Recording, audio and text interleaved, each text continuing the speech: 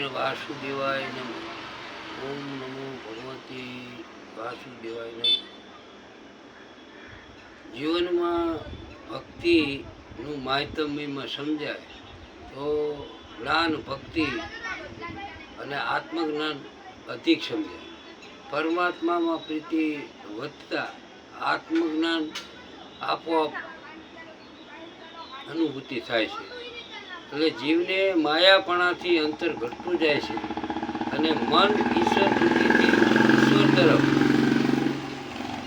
બંધન થતાં, દાસપણું દઢ થતાં, જ્ઞાનનો ઉદય થતાં હૃદયમાં આનંદ અનુભૂતિ થાય છે.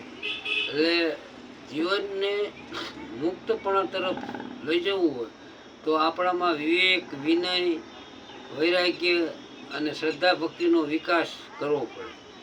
જો આ દેહમાં રહેનારો જીવ બીજાના દેહના રૂપને જોવે છે અને અનંત પદાર્થને પણ જુએ છે અને જગતના સરઘળા જીવોને પણ જોવે છે, પરંતુ જે જોનારો છે તે પોતાના રૂપ એ આત્માને જોતો નથી. જો તે પોતાના આત્માને જોવે તો એનું કલ્યાણ થાય.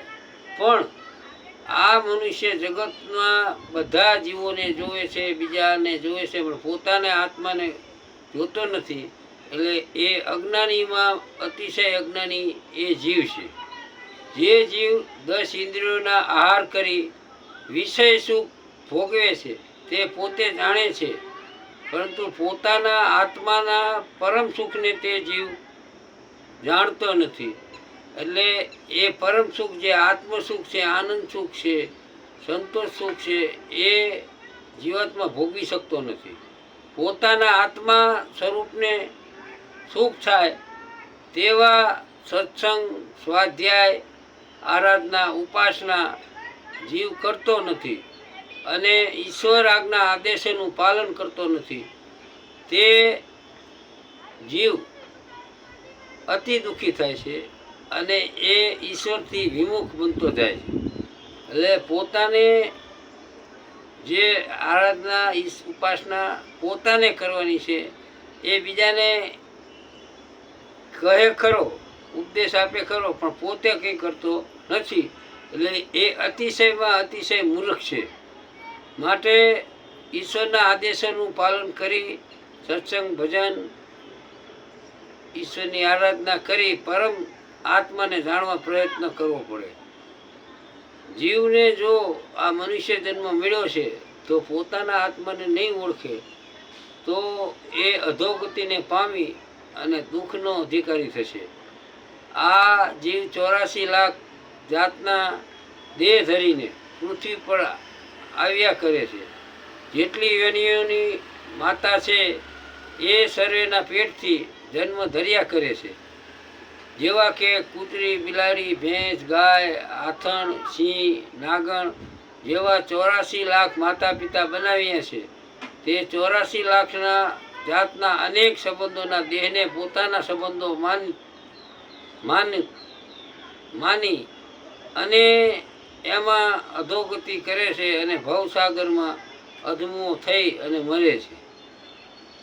એટલે અનેક જાતના દેહના સંબંધોને એ સત્ય માની અને એ આ જન્મમાં સગા સંબંધી, ઋણાબંધી મળ્યા છે તેને સાચા સત્ય માની અને એ આસક્તિના બંધનમાં અને મોહના બંધનમાં બંધાય છે.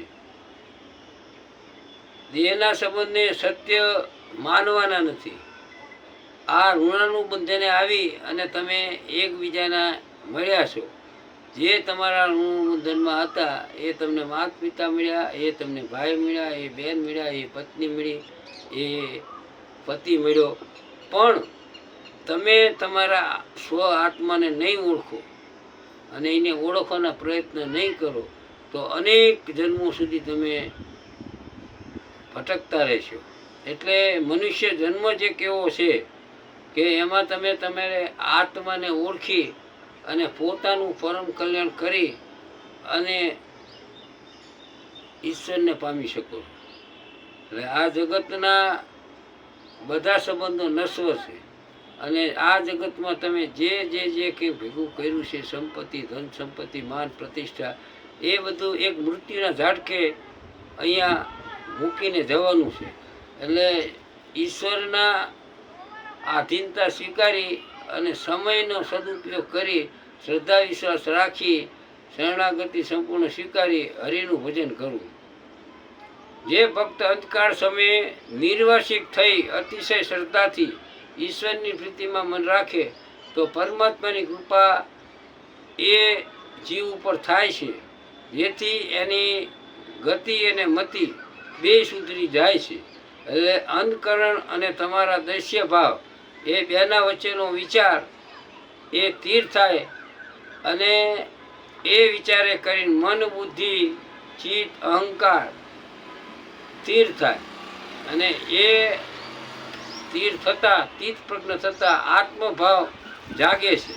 અને આત્મભાવ જાગે એટલે 5 ઇન્દ્રિયો, કર્મેન્દ્રિયો, 5 જ્ઞાનેન્દ્રિયો અને 4 અંતકરણ એ શુદ્ધ સ્થિતિને પામે.